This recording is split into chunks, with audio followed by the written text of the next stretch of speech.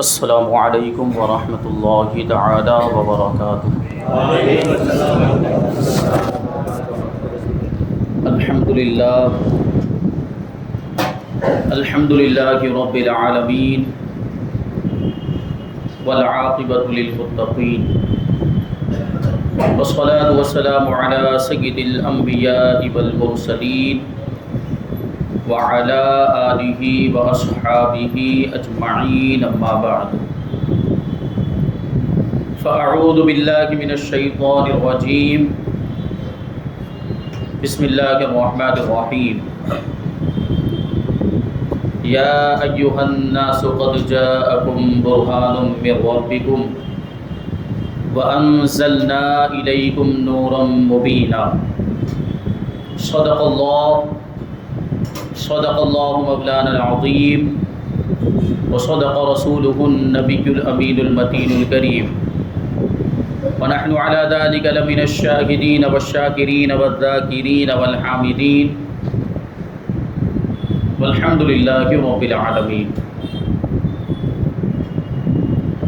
آئیے ہم اور آپ سب سے پہلے حضور سرور کائنات فخر موجودات باعث تخلیق کائنات احمد مجتبی محمد مصطفیٰ صلی اللہ علیہ وسلم کی بارگاہ میں درود و سلام کا ہدیہ پیش کریں اور پڑھیں، اللہم صل علی سیدنا و مولانا محمد معدن الجود والکرم وآلہ الکرام وابنہ الکریم وبارک وسلم صلاۃ و سلاما علیک یا رسول اللہ صلی اللہ تعالی علیہ وسلم۔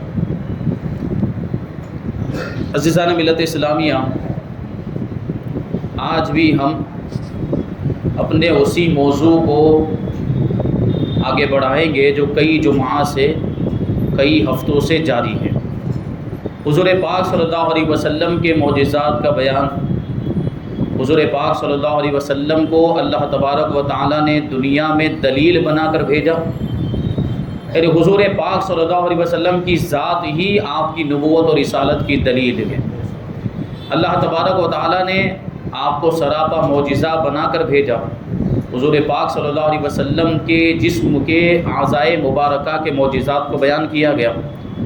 پچھلے جمعہ میں حضور پاک صلی اللہ علیہ وسلم کے قدم مبارک کا معجزہ، حضور پاک صلی اللہ علیہ وسلم کے جسم مبارک سے تعلق رکھنے والے معجزات کہ حضور پاک صلی اللہ علیہ وسلم کے جسم مبارک کا سایہ نہیں تھا، اور جس چیز کو آپ کے جسم مبارک سے نسبت ہو جاتی وہ چیز بھی نورانی ہو جایا کرتی تھی، پھر اس کا بھی سایہ نہیں ہوتا۔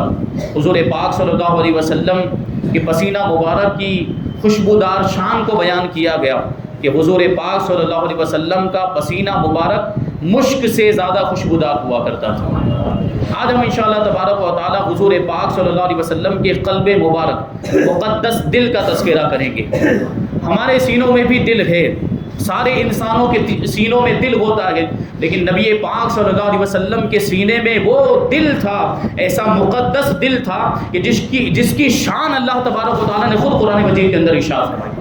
اللہ تبارک و تعالیٰ حضور پاک صلی اللہ علیہ وسلم کے قلب مبارک کے بارے میں، آپ کے مقدس دل کے بارے میں ارشاد فرماتا ہے، سورہ نجم کی آیت ہے، ما کذب الفؤاد ما رأى، کہ دل نے اس کو جھوٹ نہیں کہا جو دیکھا، یعنی نبی کریم صلی اللہ علیہ وسلم کی آنکھوں نے معراج کی رات اور اللہ تبارک و تعالیٰ کا جو دیدار کیا تو دل نے اس کو نہیں جھٹلایا، دل نے اس کی موافقت کی، دل نے اس کی مطابقت کی۔ حضور کی نگاہوں کا ذکر کرتے ہوئے اللہ تبارک و تعالیٰ ارشاد فرماتا ہے، ما زاغ البصر وما طغى، کہ جب حضور نے اللہ تبارک و تعالیٰ کا دیدار کیا تو حضور کی آنکھیں نہ ٹیڑھی ہوئی نہ حد سے زیادہ بڑھی، اور قلب مبارک کا معاملہ یہ تھا کہ جو کچھ آنکھوں نے دیکھا تو دل نے اس کی تصدیق کی، دل نے اس کو سچا مانا، دل نے اس کو جھٹلایا نہیں، دل نے اسے جھوٹا نہیں کہا۔ یہ حضور پاک صلی اللہ علیہ وسلم کے قلب مبارک کا معاملہ کہ حضور پاک صلی اللہ علیہ وسلم کے قلب مبارک کا جو احساس تھا وہ آنکھوں کے ادراک کے موافق ہوا کرتا تھا۔ جو آنکھیں دیکھتی تھی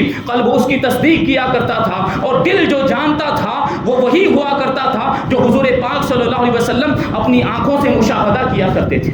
ہمارے آپ کی آنکھوں کا معاملہ یہ ہے، بسا اوقات ہم بہت سی چیزوں کو دیکھتے ہیں، سینکڑوں چیزوں کو دیکھتے ہیں، لیکن ہمارا دل اس کو جھٹلا دیا کرتا ہے، ہمارا دل انکار کر دیتا ہے، ہمارا دل ہماری آنکھوں کی دیکھی ہوئی چیز کو ماننے کے لیے تیار نہیں ہوتا، اسے وہ غلط قرار دیتا ہے۔ مثال کے طور پر آپ سمجھیں، ہمارے آپ کا معاملہ یہ ہے کہ ہم ٹرین کے اندر سوار ہوں، اگر ریل گاڑی چل رہی ہو اور کھڑکی میں سے ہم باہر دیکھیں تو درخت بھاگتے ہوئے نظر آتے ہیں، اور جو مکانات ہوتے ہیں، جو عمارتیں ہوتی ہیں، وہ چلتی پھرتی دوڑتی ہوئی نظر آتی ہیں، یہ ہمیں دکھ رہا ہوتا ہے، ہماری آنکھیں دیکھ رہی ہوتی ہیں، مشاہدہ کر رہی ہوتی ہے، لیکن ہمارا دل انکار کر دیتا ہے، ہمارا دل اس کو جھٹلا دیتا ہے کہ یہ ہمیں اگرچہ یہ مکانات اور یہ درخت دوڑتے ہوئے نظر آ رہے ہیں، یہ بھاگتے ہوئے نظر آ رہے ہیں، لیکن دل کہتا ہے کہ یہ حقیقت میں دوڑ نہیں رہے، یہ حقیقت میں بھاگ نہیں رہے، بلکہ ٹرین بھاگ رہی ہے۔ دل جھٹلا دیا کرتا ہے آنکھوں کی دیکھی ہوئی چیز کو۔ اسی طریقے سے ہم دیکھیں، جب سورج طلوع ہوتا ہے تو ہماری آنکھیں اس کو دیکھتی ہیں، اور ہماری آنکھیں کیا محسوس کرتی ہیں؟ آنکھوں کا احساس یہ ہوتا ہے کہ سورج زمین کے مقابلے میں بہت چھوٹا ہے، لیکن اس بات کو بھی ہمارا دل جھٹلا دیا کرتا ہے، اور ہمارا دل اس کو ماننے کے لیے تیار نہیں ہوتا، بلکہ ہمارا دل تو یہ کہتا ہے کہ سورج زمین کے مقابلے میں کئی گنا بڑا ہے، زمین سے تو بہت زیادہ بڑا ہے۔ تو یہ دیکھیں، ہمارے آپ کے معاملات یہ ہوا کرتے ہیں کہ ہم جو آنکھوں سے دیکھتے ہیں وہ قلب کے ادراک کے خلاف ہوا کرتا ہے، دل جو ہے اس کا انکار کر دیا کرتا ہے، ہماری آنکھوں کے مشاہدے کو ہمارا دل جھٹلا دیا کرتا ہے۔ لیکن نبی پاک صلی اللہ علیہ وسلم کے قلب مبارک کی شان دیکھیں کہ حضور پاک صلی اللہ علیہ وسلم کا قلب مبارک اور آپ کی چشم منور کا ادراک و احساس، یہ دونوں ایک دوسرے کے مطابق ہوا کرتے تھے، دونوں ایک دوسرے کے موافق ہوا کرتے تھے۔ آنکھیں جو بھی دیکھتی تھی دل اس کی تصدیق کیا کرتا تھا، اور دل اسی کو سچا جان لیا کرتا تھا جو حضور پاک صلی اللہ علیہ وسلم کی آنکھوں کا مشاہدہ ہوا کرتا تھا۔ اسی لیے تو کہا اللہ تبارک و تعالیٰ نے کہ ما کذب الفؤاد ما رأى، کہ دل نے اس کو جھوٹ نہیں کہا جو ان کی آنکھوں نے دیکھا۔ یعنی حضور پاک صلی اللہ علیہ وسلم نے اللہ تبارک و تعالیٰ کا دیدار کیا تو قلب نے، آپ کے مبارک دل نے بھی اس کی تصدیق کی۔ یہ کیسا دل ہے حضور پاک صلی اللہ علیہ وسلم کا، ایسا مقدس اور ایسا پاکیزہ، اللہ تبارک و تعالیٰ نے کیسی شان عطا فرمائی اس مبارک عظمت والے دل کے بارے میں۔ اللہ تبارک و تعالیٰ ارشاد فرماتا ہے لو انزلنا هذا القرآن على جبل لرأيته خاشعا متصدعا من خشية اللہ، یہ قرآن ایسا عظمت والا کلام ہے، ایسا جلال والا کلام ہے کہ اگر ہم اس قرآن کو کسی پہاڑ پر نازل کرتے تو وہ خوف الہی کی وجہ سے گڑ گڑاتے ہوئے پھٹ کر ٹکڑے ٹکڑے ہو جاتا۔ لیکن یہی وہ قرآن مجید ہے، یہی وہ کلام الہی ہے، اپنی پوری عظمت و جلالت کے ساتھ یہ حضور پاک صلی اللہ علیہ وسلم کے قلب مبارک پر نازل ہوا، اور حضور پاک صلی اللہ علیہ وسلم کے مبارک دل کو نہ کوئی صدمہ پہنچا، نہ کوئی تکلیف پہنچی ہے، نہ کوئی لغزش آئی ہے۔ یہ حضور پاک صلی اللہ علیہ وسلم کے قلب مبارک کی قوت و طاقت کا عالم ہے۔ پہاڑ پر قرآن نازل ہو، پہاڑ کتنا مضبوط ہوتا ہے، اگر پہاڑ پر قرآن نازل ہو تو قرآن مجید کے جلال کی وجہ سے وہ مضبوط بلند و بالا پہاڑ ریزہ ریزہ ہو جائے، اور وہی عظمت والا قرآن حضور کے قلب مبارک پر نازل ہوتا ہے تو کوئی تکلیف نہیں ہوتی، بلکہ حضور کے قلب مبارک کا یہ معجزہ بھی ہے، حضور پاک صلی اللہ علیہ وسلم کے صدقے میں امت کا بچہ بچہ پورے قرآن مجید کو اپنے سینے میں محفوظ کر لیا کرتا ہے۔ یہ حضور پاک صلی اللہ علیہ وسلم کے صدقے میں ہے کہ حافظ قرآن ہم دیکھتے ہیں کہ پورے قرآن کو یاد کر لیتے ہیں۔ اب سوچیں یہ کیسے ہوا، کیونکہ ہمارے دل میں تو وہ طاقت نہیں، ہمارا جو قلب ہے وہ اتنا قوی نہیں ہے، یہ حضور کے قلب مبارک کا صدقہ ہے، یہ حضور کا معجزہ ہے، یہ حضور کو اللہ تبارک و تعالیٰ نے یہ شان عطا فرمائی کہ آپ کی برکت سے امت کا بچہ بچہ پورے قرآن مجید کو یاد کر لیا کرتا ہے اور اپنے سینے میں محفوظ کر لیا کرتا ہے۔ یہ حضور پاک صلی اللہ علیہ وسلم کے قلب مبارک کی شان، اللہ تبارک و تعالیٰ نے ایسا عظیم دل، مقدس دل آپ کو عطا فرمائے۔ اور ہمارے آپ کے معاملات ایسے ہیں کہ جب ہم سو جاتے ہیں، جب ہم نیند میں ہوتے ہیں تو ہماری آنکھیں بھی بند ہوتی ہیں، ہماری آنکھیں بھی محو خواب ہوتی ہیں اور دل بھی غافل ہو جاتا ہے، یعنی دل بھی سو جایا کرتا ہے، ہماری آنکھیں بھی سو جاتی ہیں اور دل بھی سو جاتا ہے۔ لیکن حضور پاک صلی اللہ علیہ وسلم کا قلب مبارک عام انسانوں کے دل جیسا نہیں، حضور پاک صلی اللہ علیہ وسلم کی آنکھیں تو سوتی ہیں لیکن حضور کا دل بیدار رہا کرتا ہے، قلب مقدس بیدار رہا کرتا ہے۔ ہمارے آپ کے معاملات، ہمارے لیے مسئلہ یہ ہے کہ اگر ہم غفلت کی نیند میں سو جائیں تو ہمارا وضو ٹوٹ جاتا ہے، لیکن حضور پاک صلی اللہ علیہ وسلم اگر سو بھی جائیں تو آپ کا وضو نہیں ٹوٹتا۔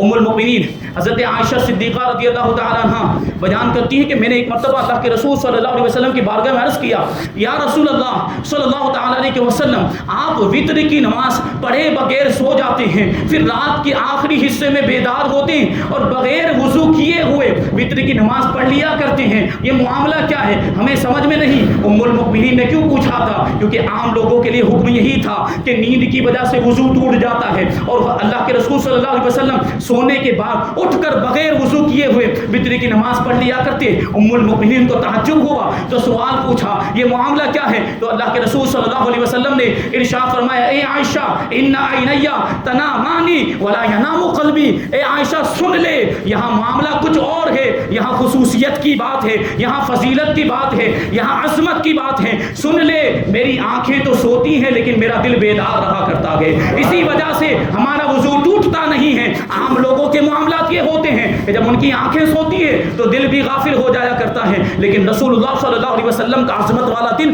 ایسا مقدس، ایسا جو ہے کہ پاکیزہ، کہ آنکھیں سو جاتی ہیں، محو خواب ہوتی ہیں، لیکن قلب مبارک بیدار رہا کرتا ہے۔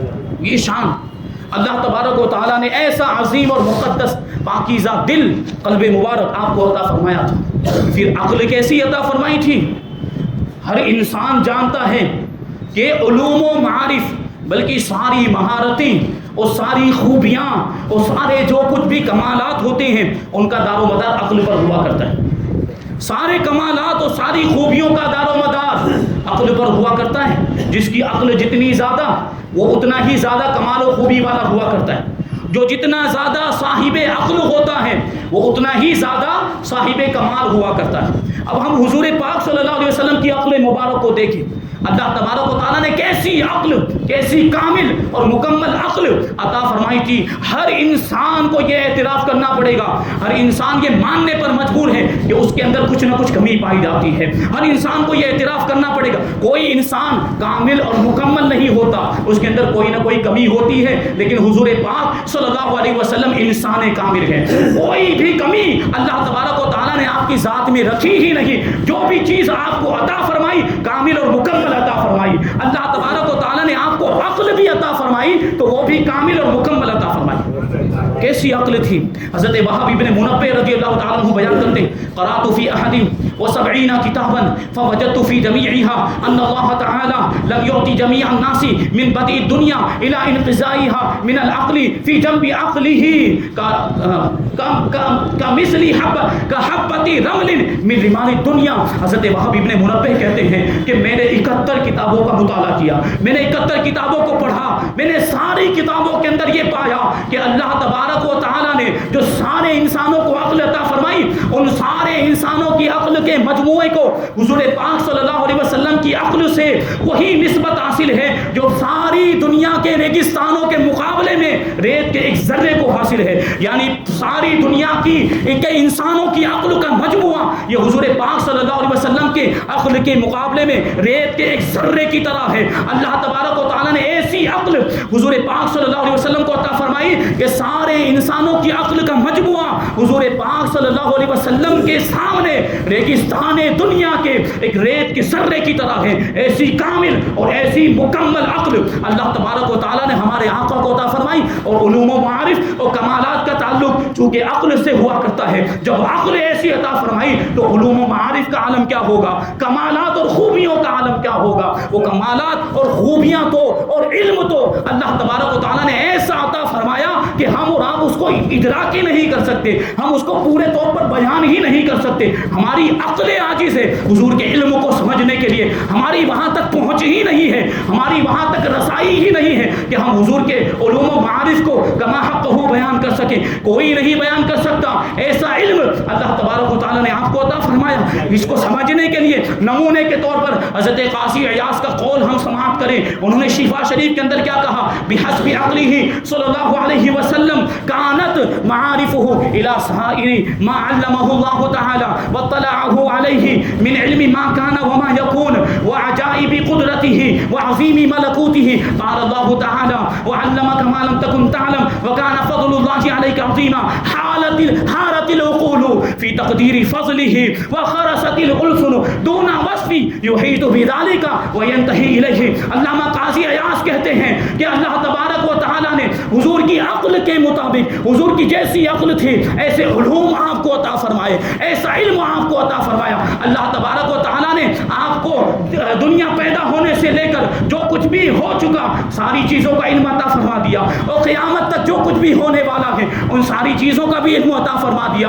اپنی قدرت کے عجائبات دکھا دیے، اور عالم ملکوت جو فرشتوں کی دنیا ہے اس کا بھی علم عطا فرما دیا. بڑی بڑی نشانیوں کا علم اللہ تبارک و تعالی نے حضور کو عطا فرما دیا. اور حضور کی شان میں اللہ تبارک و تعالی نے ارشاد فرمایا قرآن مجید کے اندر وَعَلَّمَكَ مَا لَمْ تَكُنْ تَعْلَمْ. اے محبوب اللہ نے وہ ساری چیزیں آپ کو سکھا دی، ان ساری چیزوں کا علم آپ کو دے دیا جو کچھ آپ نہیں جانتے تھے. اور آپ پر اللہ تبارک و تعالی کا بڑا فضل ہے یہ علم اور یہ معارف اللہ تبارک و تعالی نے آپ کو عطا فرمائے کہ آپ پر اللہ تبارک و تعالی کا جو فضل و کرم تھا اس کا اندازہ ساری دنیا کی عقلیں مل کر بھی نہیں کر سکتی. اس کے اندازہ کرنے میں ساری دنیا والوں کی عقلیں حیران و پریشان ہو جائیں گی. اور اللہ تبارک و تعالی نے جو آپ کو اوصاف اور خوبیاں جو کمالات عطا فرمائے، اگر اس کو جاننے کے لیے ساری زبانیں بھی جمع ہو جائیں، اس کو بیان کرنے کے لیے ساری زبانیں پوری دنیا کی اگر جمع ہو جائیں تو پوری دنیا کی زبانیں مل کر بھی حضور کے کمالات کو بیان نہیں کر سکتی. حضور کو کمالات کو بیان کرنے کے لیے سارے جہان کی زبانیں بھی عاجز ہیں. یہ اللہ تبارک و تعالی نے خوبیاں اور ایسے کمالات ہمارے آقا حضور رحمت عالم صلی اللہ علیہ وسلم کو عطا فرمائے. میں نے تو پہلے ہی عرض کیا تھا کہ تمام انبیاء اور رسولان اسلام جو دنیا میں تشریف لائے تو ان کی نبوت اور رسالت کی دلیل کے طور پر ان کو معجزات عطا کیے گئے، لیکن وہ معجزات ان کی ذات سے الگ، ان کی ذات سے خارج جو کمال والی چیزیں ہوا کرتی تھی، عقل کو حیران کرنے والی چیزیں وہ ان کی ذات سے خارج ہوا کرتی. لیکن جب اللہ تبارک و تعالی نے ہمارے آقا حضور رحمت عالم صلی اللہ علیہ وسلم کو دنیا میں بھیجا، جب حضور کو مبعوث فرمایا تو سراپا معجزہ بنا کر بھیجا، آپ کو دلیل بنا کر بھیجا. اللہ تبارک و تعالی نے آپ کی نبوت اور رسالت پر خود آپ کی ذات ہی کو دلیل بنا دیا.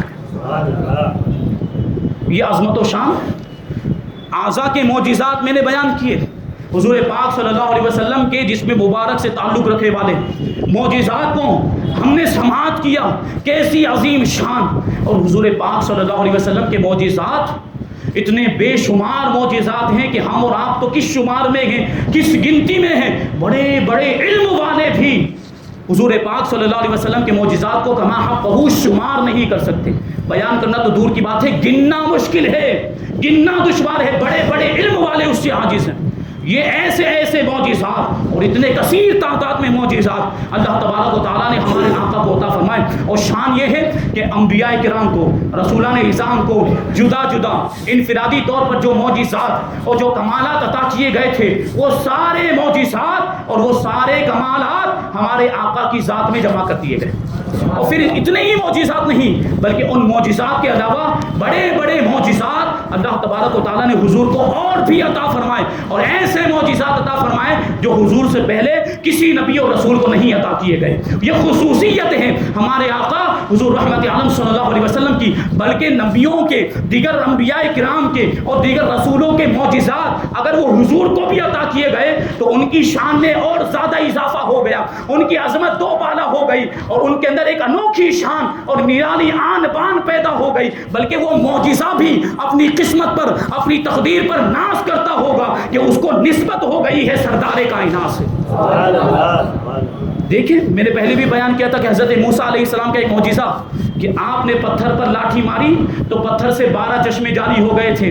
لیکن حضور پاک صلی اللہ علیہ وسلم کو اللہ تبارک و تعالیٰ نے یہ معجزہ عطا فرمایا کہ آپ کی انگلیوں کے درمیان سے پانی کے چشمے جاری ہو گئے. یقیناً پتھر سے چشموں کا نکلنا، پانی کا بہنا، یہ حیرت انگیز بات ہے، عقل کو حیران کرنے والی بات ہے. لیکن جسم کی انگلیوں کے درمیان سے پانی کا نکلنا یہ اس سے بھی زیادہ حیرت انگیز ہے. تو حضور پاک صلی اللہ علیہ وسلم کا معجزہ یہ حضرت موسیٰ علیہ السلام کے معجزے سے بھی بڑھ کر ہے۔ حضرت موسیٰ علیہ السلام کا ایک اور معجزہ تھا ید بیضا۔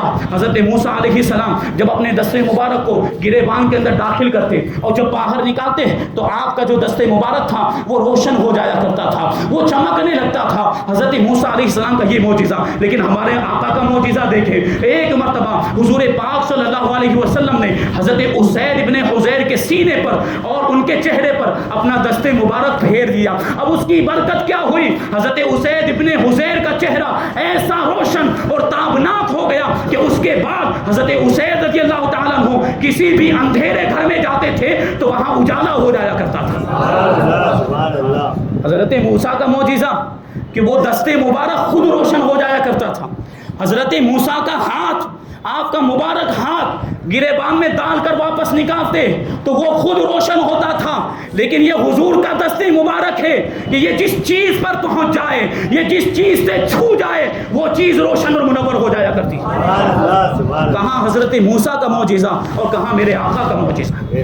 یہ شان ہے کہ وہ معجزات جو انبیاء کو ملے ہیں، لیکن جب وہ معجزہ حضور کو عطا کیا گیا تو اس کی عظمت دوبالا ہو گئی اور اس میں چار چاند لگ گئے ہیں۔ یہ شان ہے۔ حضرت یوشع بن نون یہ نبی تھے، یہ بھی ان کو بھی نبوت کا مقام ملا تھا۔ ان روایتوں میں آیا ہے کہ ایک مرتبہ حضرت یوشع بن نون علیہ السلام جمعہ کے دن جہاد میں مصروف تھے، جہاد کر رہے تھے۔ اب جو موسیٰ علیہ السلام کی جو شریعت ہے، توریت کی جو شریعت ہے، اس میں یہ حکم تھا کہ سنیچر کے دن عبادت کے علاوہ کوئی اور کام کرنا حرام تھا۔ سنیچر کے دن عبادت کے علاوہ کوئی اور کام نہیں کر سکتے۔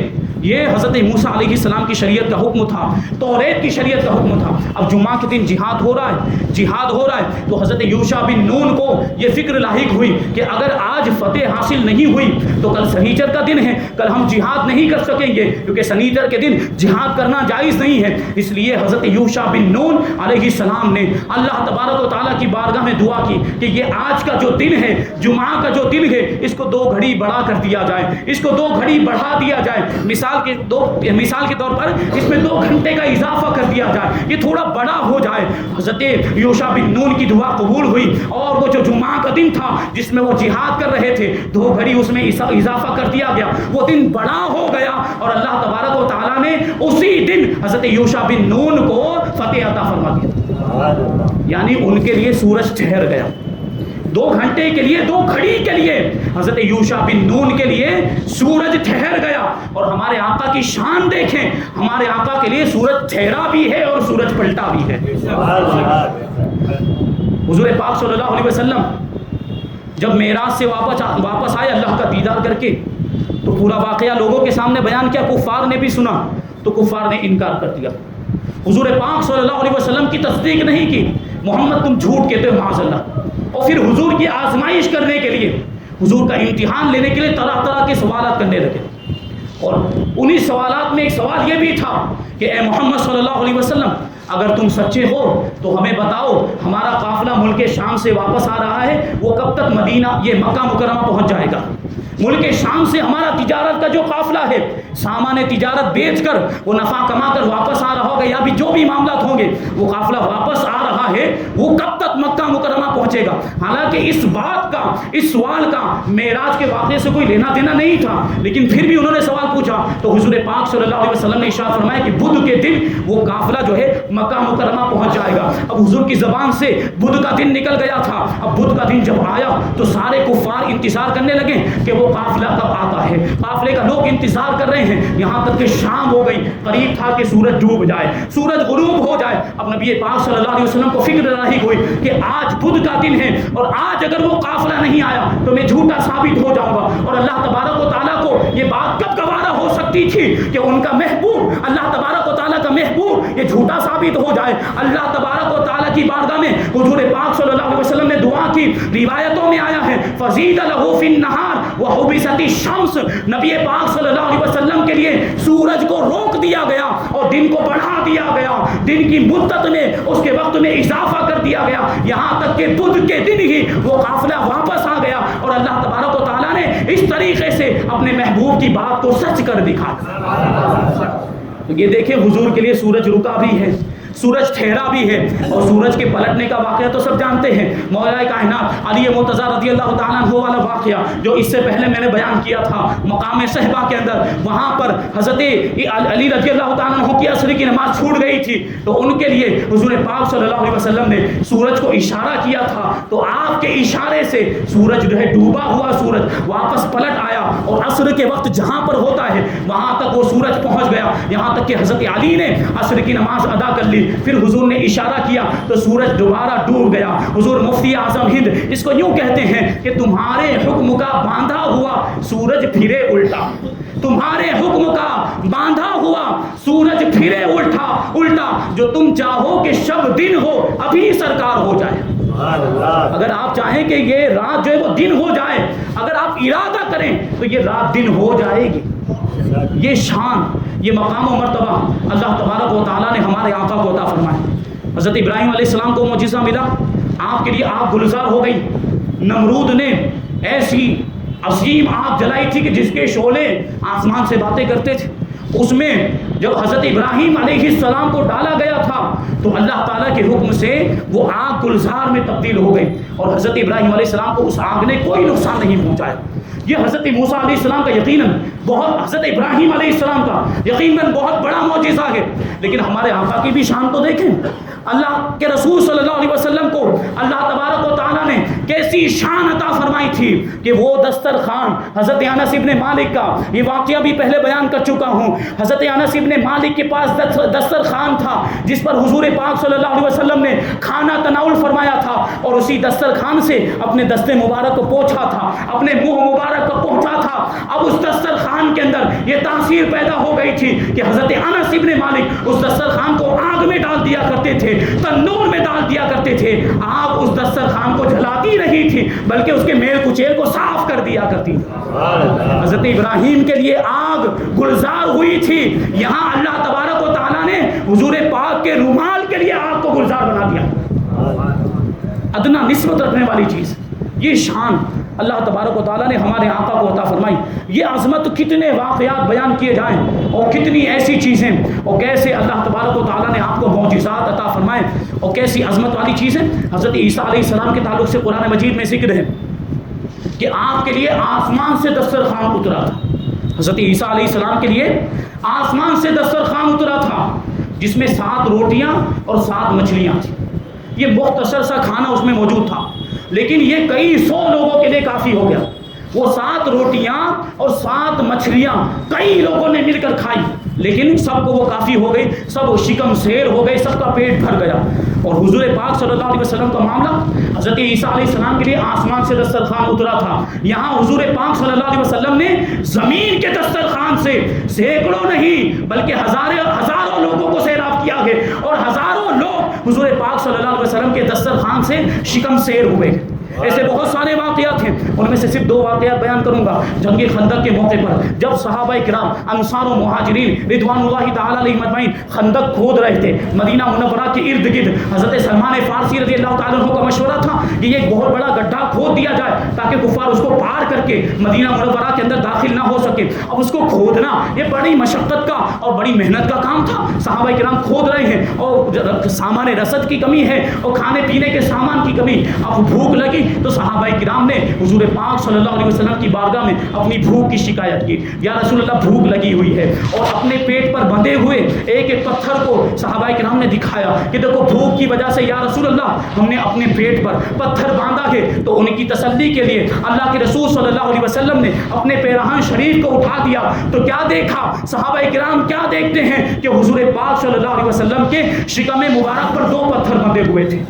अल्लाहु अकबर, हुजूर के शिकम मुबारक पर 2 पत्थर बंधे हुए थे। हज़रत जाबिर इब्न अब्दुल्लाह रज़ियल्लाहु ताला अन्हु भी मौजूद, जब हुजूर के शिकम मुबारक पर 2 पत्थर बंधे हुए देखे तो दिल को चोट लगी, बड़ी तकलीफ हुई। हज़रत जाबिर फौरन अपने घर आए, अपनी बीवी से पूछते हैं कि घर में खाने के लिए कुछ है कि नहीं है। आपकी बीवी ने घर में तलाश किया, तलाश करने के बाद कहती हैं कि 1 साथ जौ का आटा मौजूद है, यानी तकरीबन 4 किलो के बराबर जौ का आटा मौजूद है और एक बकरी घर के अंदर मौजूद थी। हज़रत जाबिर ने कहा कि तुम आटे को गूंद लो और उसके लिए روٹی بنانے کی تیاریاں کرو، میں بکری کو ذبح کر کے اس کو جو ہے کہ پکنے کے لیے چولہے پر چڑھا دیتا ہوں۔ حضرت جابر نے بکری کو ذبح کرنے کے بعد ایک دیگچی میں رکھ کر اس کو چولہے پر چڑھا دیا۔ اب آپ کی جو بیوی تھی وہ آٹا گوندنے لگی، ادھر حضرت جابر ابن عبداللہ رضی اللہ تعالیٰ عنہ حضور پاک صلی اللہ علیہ وسلم کی بارگاہ میں حاضر ہوئے اور چپکے سے حضور کے کان میں عرض کرتے ہیں، یا رسول اللہ، ایک سا یعنی تقریباً 4 کلو آٹے کی روٹیاں بنائی گئی ہیں اور ایک بکری کو ذبح کیا ہے، یا رسول اللہ اسی کے مطابق آپ صحابہ کرام کو لے کر تشریف لائیں۔ اب ہونا تو یہ چاہیے تھا کہ وہ کھانا جتنے لوگوں کو کافی ہو سکتا تھا اتنے لوگوں کو لے کر حضور صلی اللہ علیہ وسلم حضرت جابر کے گھر تشریف لے جاتے، لیکن اس کے بدلے میں اللہ کے رسول صلی اللہ علیہ وسلم نے پورے لشکر کے اندر عام اعلان کر دیا، اے خندق کھودنے والوں، چلو جابر کے گھر عام دعوت ہے، سب کو جابر نے بلایا ہے۔ اب حضرت جابر سے حضور پاک صلی اللہ علیہ وسلم نے یہ ارشاد فرمایا کہ جب تک میں آ نہیں جاتا وہاں تک وہ دیگچی چولہے سے اتاری نہ جائے، وہاں تک روٹیاں بنانا شروع نہ کیا جائے۔ اب حضرت جابر ابن عبداللہ رضی اللہ تعالیٰ عنہ گھبرا گئے کہ کھانا اتنا مختصر ہے، ایک یہ 4 کلو کے برابر روٹیاں ہیں اور ایک بکری ذبح کی گئی ہے، اتنے سارے صحابہ کرام یہ کیسے کھا کر سیراب ہو سکتے ہیں، ان کے لیے کھانا کیسے کافی ہو سکتا ہے؟ گھبراتے ہوئے اپنے گھر آئے اور اپنی بیوی سے پورا ماجرا بیان کیا اور کہنے لگے کہ کھانا مختصر سا ہے، لیکن اللہ کے رسول صلی اللہ علیہ وسلم سارے صحابہ کرام کو اپنے ساتھ لے کر ہمارے گھر تشریف لا رہے ہیں، اب کیا ہوگا؟ تو پیکر ایمان آپ کی جو بیوی تھی ان کا یقین دیکھیں، وہ کہتی ہیں کہ اے میرے تاجدار، گھبرانے کی ضرورت نہیں ہے، یہ جو راز ہے اس کو اللہ اور اس کا رسول ہی بہتر جانتے ہیں، حضور نے ارشاد فرمایا ہے تو ضرور اس میں کوئی حکمت ہوگی، آنے دیجئے۔ اللہ کے رسول صلی اللہ علیہ وسلم تھوڑی دیر کے بعد تشریف لائے، وہ جو دیگچی تھی جس میں بکری کا گوشت پک رہا تھا اور جو آٹا گوندھ کے تیار رکھا ہوا تھا، اللہ کے رسول صلی اللہ علیہ وسلم نے دونوں چیزوں کے اندر اپنا لعاب دہن ڈال دیا اور حکم دیا کہ اب کھانا لگایا جائے۔ حضرت جابر ابن عبداللہ بیان کرتے ہیں کہ اتنا بڑا لشکر تھا، 1000 کا تقریباً وہ لشکر تھا، سارے لشکر کے جتنے بھی لوگ تھے تمام صحابہ کرام نے وہ گوشت کھایا، وہ روٹیاں کھائی، لیکن سب کے کھانے کے بعد، سب کے شکم سیر ہو جانے کے بعد نہ روٹی کے آٹے میں کوئی کمی آئی تھی، نہ دیگچی کے گوشت میں کوئی کمی آئی تھی۔ وہ بدستور اتنا ہی تھا جتنا اس وقت موجود تھا جب حضور نے لعاب دہن ڈالا تھا۔ یہ کھانے کی برکت، حضرت عیسیٰ علیہ السلام کے لیے جو دسترخوان سب سے پہلے تو وہ آسمان سے اترا تھا، یہاں آسمان سے کوئی چیز نہیں اتری، یہاں زمین ہی کی چیزیں تھیں اور وہاں سینکڑوں لوگوں نے کھایا تھا تو یہاں ہزاروں لوگوں نے کھایا تھا۔ یہ عظمت اور یہ شان۔ ایک اور واقعہ، ایک جنگ کے موقع پر، ایک غزوے کے موقع پر اللہ کے رسول صلی اللہ علیہ وسلم نے حضرت ابو ہریرہ سے ارشاد فرمایا کہ تمہارے پاس کھانے کے لیے کوئی سامان ہے، کھانے کے لیے کوئی چیز ہے؟ حضرت ابو ہریرہ رضی اللہ تعالیٰ عنہ اپنا توشادان لے کر آئے، اپنی تھیلی لے کر آئے اور لانے کے بعد اس کو حضور پاک صلی اللہ علیہ وسلم کے سامنے اس دسترخوان پر الٹ دیا، اس تھیلی کو، اس توشادان کو حضور کے سامنے الٹ دیا۔ اس میں کھجوریں تھی، آپ کو معلوم ہے کتنی کھجوریں تھی؟ 21 کھجوریں تھی، صرف 21 کھجوریں اس کے اندر موجود تھی۔ اب وہ دسترخوان پہ 21 کھجوریں رکھی ہوئی ہیں اور وہ لشکر ہزاروں کی تعداد میں، تقریباً 1000 کی تعداد میں لشکر تھا۔ اللہ کے رسول صلی اللہ علیہ وسلم نے تمام صحابہ کرام کو حکم دیا کہ 10-10 کی تعداد میں آتے جاؤ اور دسترخوان پر بیٹھ کر کھجوریں کھاتے جاؤ۔ 10-10 کر کے صحابہ کرام آتے رہے اور کھجوریں کھاتے رہے، سب کا من بھر گیا، کھجوریں کھاتے کھاتے سب کا پیٹ بھر گیا، لیکن وہ کھجوریں اب بھی وہاں پر موجود تھی اور ان کھجوروں میں سے اب بھی کچھ کھجوریں وہاں پر موجود تھی۔ حضرت ابو ہریرہ نے جب دیکھا کہ اتنے زیادہ صحابہ کرام کھجوریں کھا چکے ہیں اور اب بھی یہ کھجوریں موجود ہیں، یقیناً یہ بڑی برکت والی کھجوریں ہیں، حضرت ابو ہریرہ نے کیا کیا؟ ان کھجوروں کو، بچی ہوئی کھجوروں کو لیا اور اپنے تھیلے میں ڈال دیا، اپنے توشادان میں ڈال دیا۔ اب اتنا ہی نہیں کہ صحابہ کرام نے اس سے کھایا، ہزاروں کی تعداد میں کھایا تھا۔ اللہ کے رسول صلی اللہ علیہ وسلم مزید ارشاد فرماتے ہیں، اے ابو ہریرہ، یہ جو تم نے اپنے تھیلے کے اندر یہ کھجوروں کو رکھا ہے تو اس کو چھپائے رکھنا اور اس میں سے نکالتے رہنا کھجوریں، اور اس میں سے نکال کر کھاتے رہنا، اور خبردار کبھی بھی اس تھیلے کو جھاڑنا مت، اس کو الٹ کر جھاڑنا مت، اس کو پورا خالی مت کر دینا، ایسے ہی کھاتے رہنا، یہ کھجوریں کبھی ختم نہیں ہوگی۔ حضرت ابو ہریرہ بیان کرتے ہیں کہ اس وقت سے لے کر حضرت عثمان غنی رضی اللہ تعالیٰ عنہ کے دور خلافت تک میں اس میں سے کھجوریں نکالتا رہا اور کھجوریں کھاتا رہا، یہاں تک کہ 3000 سا یعنی تقریباً 12000 کلو، کتنی؟ تقریباً 12000 کلو کھجوریں میں نے اس میں سے خیرات بھی کی ہے، لیکن پھر بھی وہ کھجوریں ختم نہیں ہوئی اور وہ تھیلا میرے پاس محفوظ تھا۔ لیکن جب حضرت عثمان غنی رضی اللہ تعالیٰ عنہ کی شہادت کا جو زمانہ تھا، اس کا جو ہنگامہ ہوا، حضرت عثمان غنی رضی اللہ تعالیٰ عنہ کے شہادت کے موقع پر جو ہنگامہ ہوا اور جو افراتفری کا ماحول تھا، اس میں میرا وہ تھیلا کہیں پر گم ہو گیا۔